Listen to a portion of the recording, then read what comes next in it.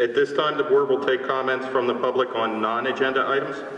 As you come to the microphone, state your name and residence. Ms. Wesley will call you forward. Each speaker will have 2 minutes to speak, and you may not yield your time to another speaker. Please remember it's a time for comments and not a question and answer period. Thanks for your cooperation in keeping public comment respectful. Debbie Fell.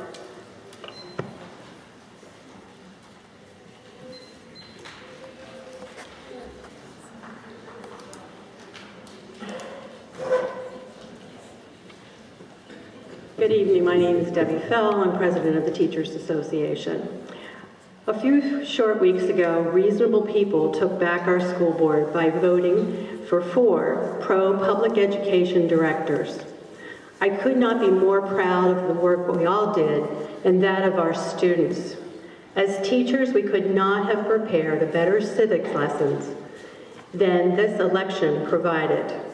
Our students will never look at the election process in the same way again. Their voices, their hard work paid off. And while I'm very happy with the outcome of the election, we are not finished. It is my hope that the new board will come back to the bargaining table and negotiate a fair contract with the professional staff. We want to go back to being partners in the educational process of our students so that Westchester gets back its reputation as the best school district in the county. But why stop there? We want to be the best in the state. No, the best in the country. We'll see you at the bargaining table. Thank you.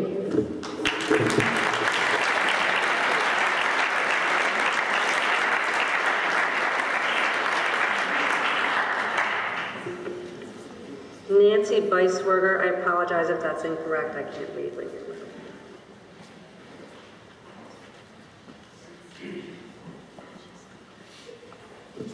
Good evening, school board members. And it's Nancy Beiswinger. I don't expect anyone to get it right the first time. And we live at 1255 North Ashbrook Drive. And I just wanted to say a thank you to our outgoing board members. I really appreciate so much work that you have put in front of the scenes and behind the scenes. I'd like to just mention a few things that you've accomplished that was special to me. You held the line on taxes. You doubled our financial reserves. You established special reserves to deal with pensions. You renovated 3 elementary schools. You instituted a new math program with textbooks and new math specialists to help our students achieve better concepts of math. You didn't cut any academic programs. You increased funding for special education in the arts and music. And you kept our AAA bond rating that we really need. And I want to thank you so much for just accomplishing that. Thanks again, and God bless you on your next endeavors.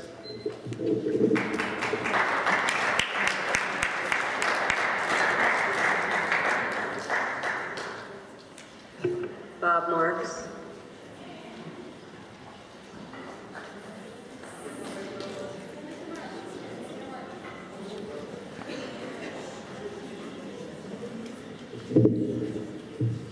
Bob Marks, 515 Coventry Lane. I wanted to read this at the last school board meeting, but I did not have enough time to do that, so I'll read it tonight.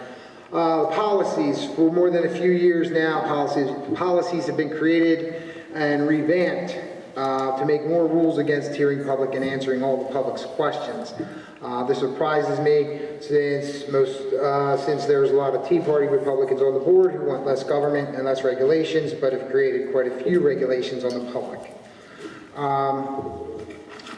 One of the things not being withheld tonight, which I'm happy to see, we've been told for 2 years that people are not allowed to applaud. They've applauded twice already. I'm glad they've been able to do so. But that goes against their freedom of speech, which is freedom of expression, if you're not going to let people applaud. So I'm glad to see that's happening tonight. Also, you said this is not a question and answer period, but when someone says something, has not happened tonight, but usually when someone says something that is not liked by the board, then there's a response after the person speaks, giving the board the last word on every comment that everybody has to say. So if there are comments made after public comment, people should have the right to have the discussion. In short, policies have been created to stifle the public from speaking and letting their voices be heard, and hopefully that will change over the next few years because elected officials should be open and honest. Thank you.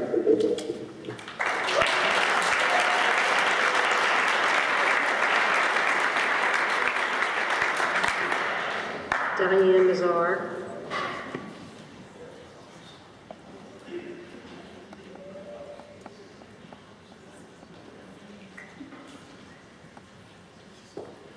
Good evening, I'm Diane Mazar, 117 East Middle Street. I wanted to speak tonight about an interchange that happened at last month's board meeting, where some of our students, in the course of making other comments, also expressed dissatisfaction with some of their class sizes, saying that they were up at 30 in advanced placement classes and how hampered they felt being in a class that large. And in response, they were given the average number of students in an AP course. You know, averages have their places, but they're averages. So when a student sits in a class with 30 or 31 people, it does no good to say that the average is 22.2. And I think that when we start thinking about that conversation, we're entering a time in which principals are going to have to start making hard decisions about how to spend resources, and oftentimes part of that conversation is what students can afford best to be crowded. I don't think that's a great conversation to have, and I'm hoping that in the months ahead, the conversation about resources and education will include something about making classes reasonable, but will include where are resources going, and we'll do that without the hot button political, terminology that gets people all emotionally rattled, but like averages, that kind of language hides a world of truth. So my hope is that we're going to have an open, honest conversation. What are the resources? Where are they? How can we best use them? When are they stretched too far? It seems paradoxical to me that we live now in a time where public school students are in crowded classes, but we allow charter schools to proliferate so that people can get that much wanted low faculty-student ratio.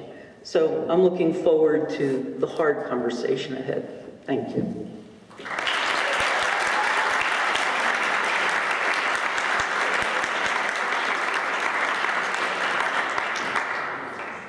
Stefan Knife.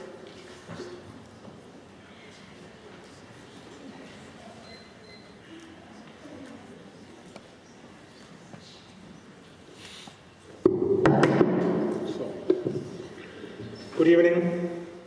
My name is Stefan Kneis and I live in 904 Trail 1 Lane in Westchester. I'm a taxpayer with 3 children attending public schools in the district. I have expressed my concerns about the stalled negotiation process already during the last month's board meeting. Unfortunately, a month later, there seems to be little to no progress. And while I understand that the November board elections are creating somehow a lame duck board, I still have different expectations. I can testify firsthand that the work-to-order situation we are currently facing with our teachers is impacting our students. While I signed up to be a parent volunteer for one of Henderson's after-school programs in order to minimize those negative effects on the students, I don't consider myself an equal replacement for the well-experienced teacher who has managed a particular club for many years. In addition, due to certain school district policies, I need additional support from central administration for the club to attend an important field event. Special thanks to Dr. Sokolowski and Dr. Sherlock to help me out here. I therefore want to repeat what has been expressed by many students, taxpayers, and myself already last month. I expect the board to step up and provide a different type of leadership. And it all starts with creating an environment of trust and dialogue. The teachers are the most important asset of this school district, and you were put into office to lead this district. I cannot understand why you choose to negotiate only through a proxy. If I would translate this situation into the business world, where a board of directors is not going to collaborate directly with their employee representatives on a strategic topic, I can tell you that such a board would not be accepted. Obviously, there are very high expectations for the new board members, but I hope that also the remaining board members have listened carefully to the voice of the taxpayers demonstrated during the election. The message was loud and clear, and we all expect now solutions. I still would hope you can get this done before the year is over. Thank you.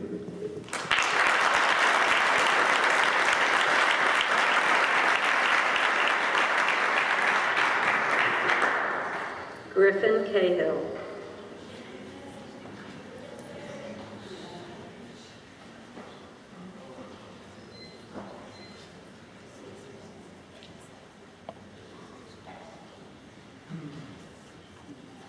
Hello, Griffin Cahill, 809 Kenmara Drive. Just wanted to thank everyone who came out and voted in the most recent elections and let you know I am no longer really pissed. Thank you.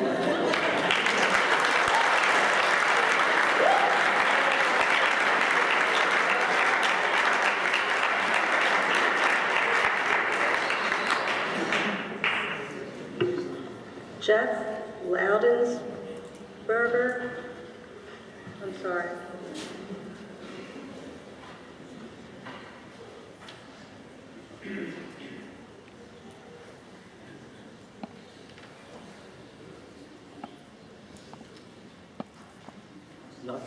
Not close, but you tried.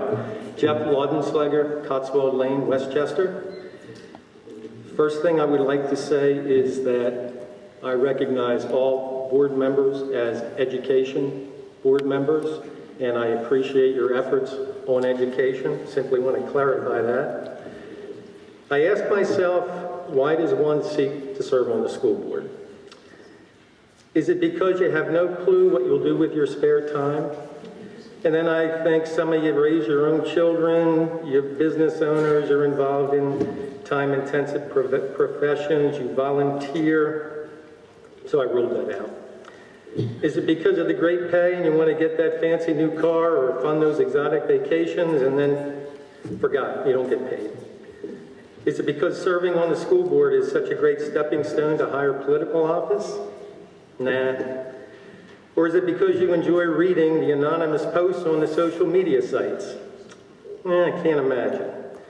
What I have come to realize is that you participate because you give a damn. Excuse my language. You care about this school district. While I know you all may have slightly different approaches, varied backgrounds, and value sets, from what I have observed, you all have something to offer, and you truly care about the students, all Westchester School District employees and residents, and property owners that make up the Westchester community. Some of you observed some years back what I observed, a school board with spending habits which were out of touch with those who pay the bills, the property owners. Over a 6-year period, we saw a tax increase of 36%, with some of it individual years reaching 7 and 8%. We saw the last teacher's contract implemented with increases showing little apparent regard to taxpayers struggling in a horrific economy. You realize that, oh no, my time's up. You realize that many property owners were on fixed incomes. At that time, some of you got involved, and I'm glad you did. Our tax increases are now just over 1% a year, as opposed to over 6% a year. You've done an excellent job with the Westchester community, with keeping things in line.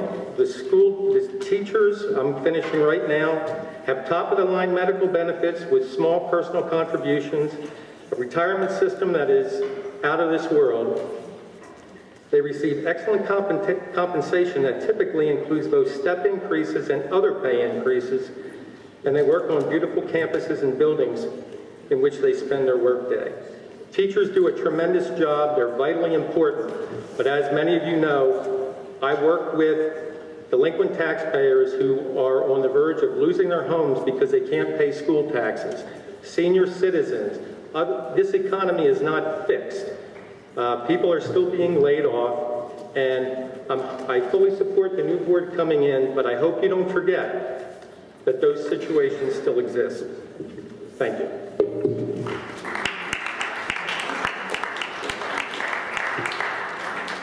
Adam Tidwell.